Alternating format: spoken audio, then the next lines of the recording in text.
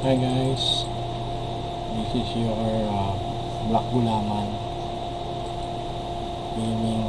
Ngayon naman ay check natin kung paano patayin si Earth Hero. Madali itong patayin kasi hindi siya masyadong mabilis. Uy, naglagot ko. Wait lang. Bakit ganun? Ganun lang, napakasimple.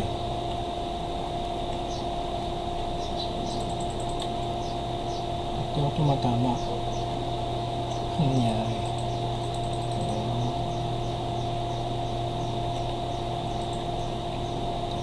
Wait lang.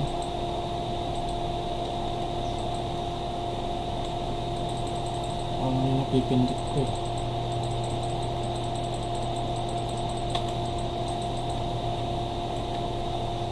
Wala na pala akong pads. Wait lang. Dapat sandali lang ito eh.